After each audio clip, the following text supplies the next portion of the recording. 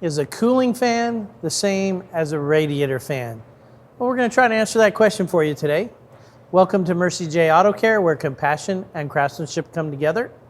I'm Rick Smith, certified master technician. So first of all, we have to clarify what you mean by cooling fan, because from a technician's standpoint, the cooling fan and the radiator fan are actually the same thing. Now, first of all, when we talk about the fan that blows air on your face, it's a fan that looks like this, and it's inside, typically around the glove box.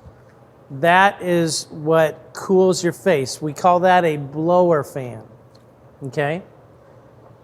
Now, out by our radiator and our condenser, which is for the air conditioning, we can have either a fan clutch type fan, which is what this is. This is a fan clutch, and attached to it would be a big fan, kind of like a box fan you'd have in your house.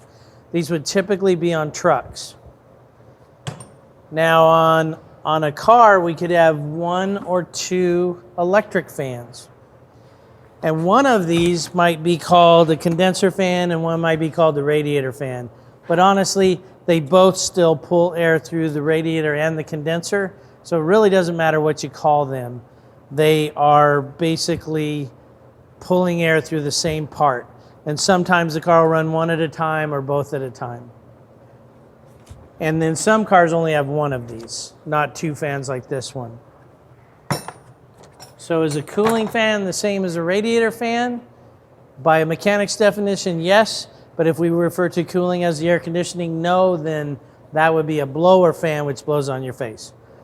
So I hope this helps you understand the fan systems on a car a little bit better. Thanks for watching, and until next time, safe travels to you and blessings.